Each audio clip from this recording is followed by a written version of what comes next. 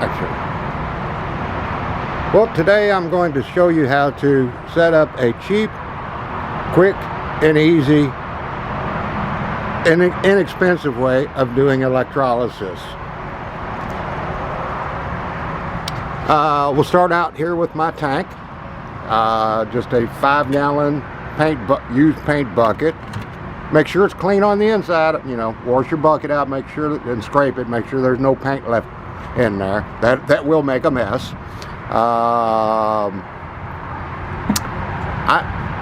Well, we'll get to that. This is what I hang whatever I'm cleaning off of. Just a piece of wood. All right, what I use or do is just drill 2 little holes, one on each side, and run a piece of wire around it. Loop it around it. Take a pair of pliers, twist it, pull it up tight so you get a good connection. Same thing on the other side, and then I run a piece of wire to connect the two to complete the circuit. Now you can use all kinds of wire, you know, braided wire. Me personally, I like just plain old Romex, you know, house wiring, 12-2, 14-2. I mean, you can use 10-4 wire, heavier gauge wire, but 12 and 14 are a little smaller and easier to bend. Now, what you do is you'll split your wire, you know, take the outside coating off of it, and that will leave you 3 wires, a black, a white, and a bare ground. I use the ground to use as my ties right here, just to save time, so I don't have to strip it or skin it. Now I use the black and white wires to wrap around the bucket to complete the circuit, because it is coated, and that way nothing can bump up against it and possibly short it. Or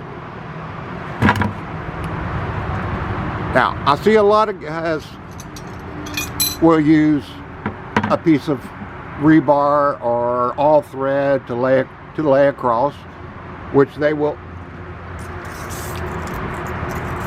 Let's see, you hook your positive charge here to your donor metal, and your ground, your negative, to your crossbar, which is going to attach to whatever you are cleaning. But the reason I use a piece of wood,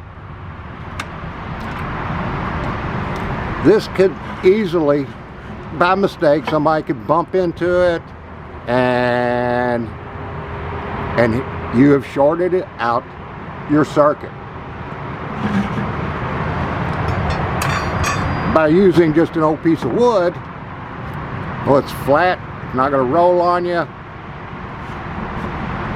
stable, and even if it does accidentally get bumped, it's not going to short anything out. It's wood. Just take a piece of your wire, wrap it around it, and then hang off. Just clip that on, and you're set to go. You're good to go there. Now, as far as using what the type of wire that I use, well, as you can see from, we'll get back to that here in a second. I fill up my bucket to about right here. You can see the line. Well used. Cleaned up many a thing in this. You know, and that gives me about 2 inches between my copper wire and my water level. That way there nothing shorts out. Okay, so now we know how to build the tank, right? Like I say, I use, right now I'm using rebar because of, well, that's the metal I had laying around. Here's a worn out piece that I had that I've used until it's, well, there's nothing left to use. Of angle iron. Now, the bigger the surface, the more it will attract. So it will work better and longer than what rebar will. But like I say, any iron or steel will work for this process. Do not, repeat, do not use stainless steel. It creates a byproduct of hexavalent chromium, which is extremely poisonous and cancer causing. I mean, you do have to empty your water depending on how long you're running it. You know, you do have to empty the wastewater, and you do not want to be dumping that into your yard and then getting into our water table. So please do not use stainless steel for your own safety and health, and everyone around you. Always, I do mine out here in my garage, because once it starts working, you will start seeing bubbles rising to the top. Well, those bubbles are hydrogen gas, and hydrogen gas is flammable. So, you know, you want it in a well-vented area. If enough hydrogen gas is created, a spark, and then you have an explosion. Not a good thing. All right, let's move on to the types of wire I use to all right. This is a little setup that I made to do cannonballs with. It's hard to do with just one hand while trying to hold the camera. As you can see, got a loop at the bottom and 4 wires around it that come back up, which will hang off of my piece of wood. That will hold the cannonball submerged underwater and create your circuit. So this is the type of wire I like. It's a small, thin piece of wire, easy to bend. Here's a roll of electric fence wire. That works great too. A little thicker, heavier gauge, a little harder to bend, but works excellent. Now let's talk about power sources.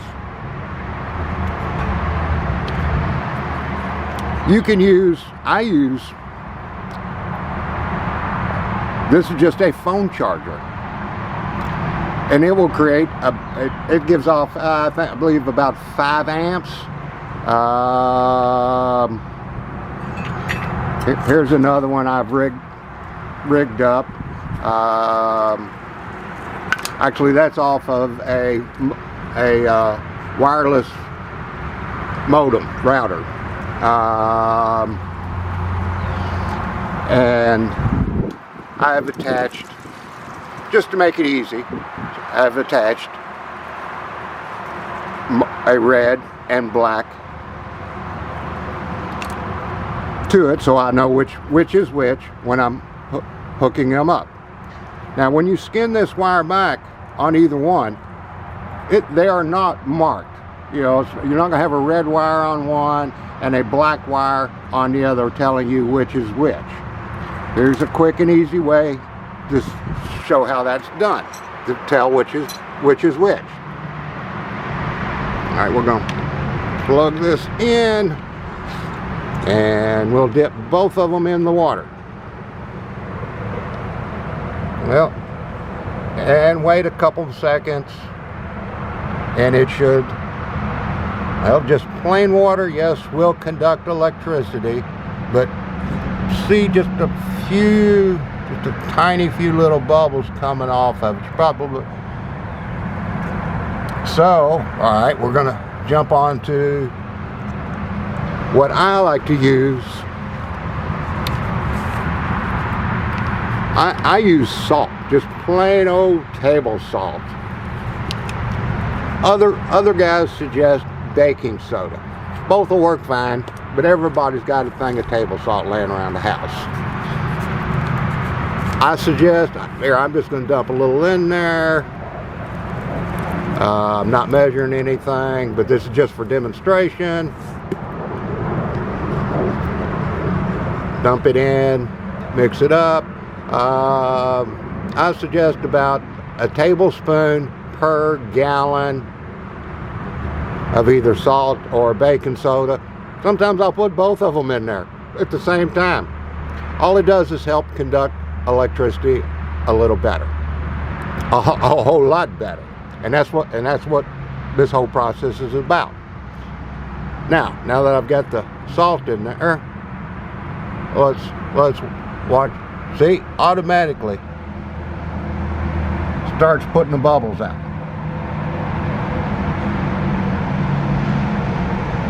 Hope you can see that.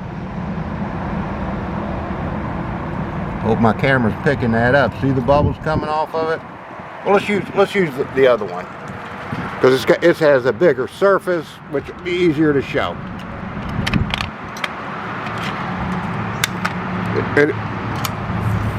It'll produce more bubbles, is what I'm getting at.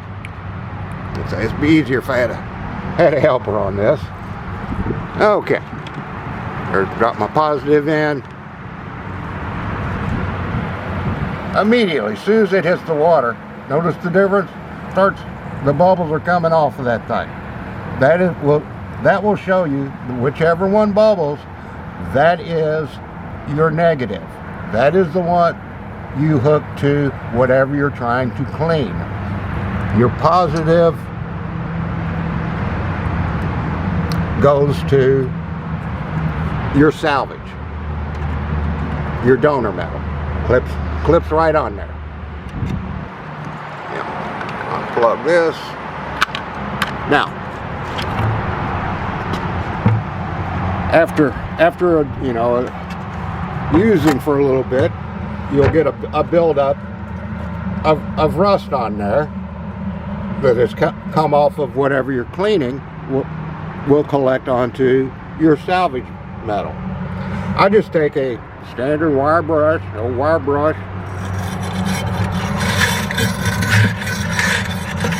scratch it off like that, clean it off. Now you got a clean surface again. Rinse it off, fill back up with water, put your salt back on there, in there, and you're good to go. Let's see. Hey, let me show you. Here is a project I just completed. There's all I have is a picture of, this is a 3-pound Ketchum grenade I dug. See how crusty it is? It's a black and white photo. I wish I had something in color, but this is what I have. Matter of fact, this was featured in North-South Trader,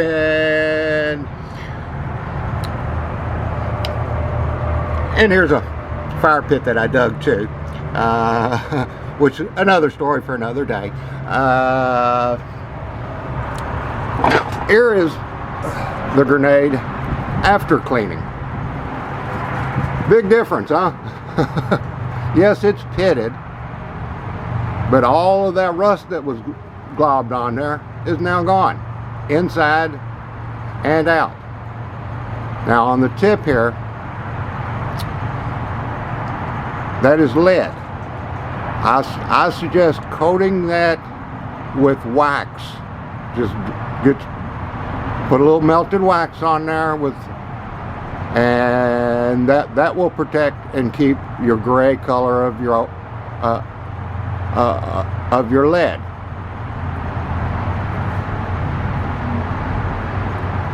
This thing is, like I say, yeah, I know, pitted, but it's clean and preserved. Now I've also used a preserving method.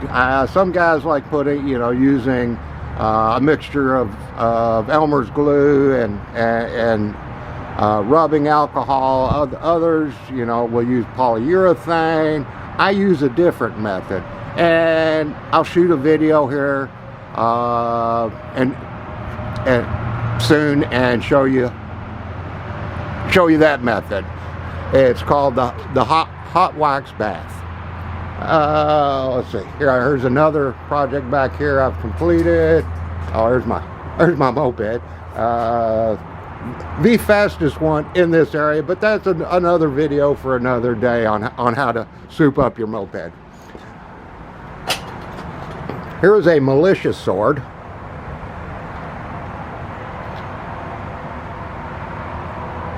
That I've cleaned using electrolysis and scabbard.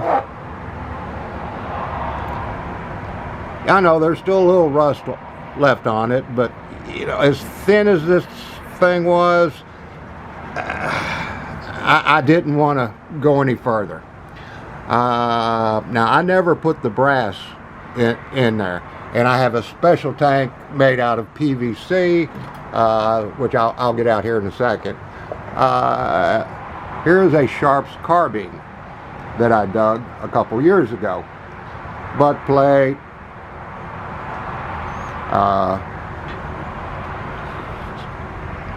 swivel,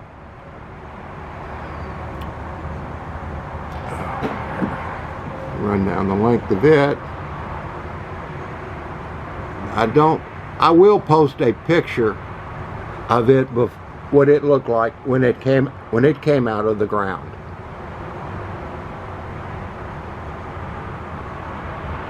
But I don't have a picture of it where I can show comparison wise right here right now. This thing is preserved forever now. It will, and mounted it to a board, added the buckle and bat wing that was dug. Of course, that doesn't run through electrolysis. For long objects, here, let me get this out.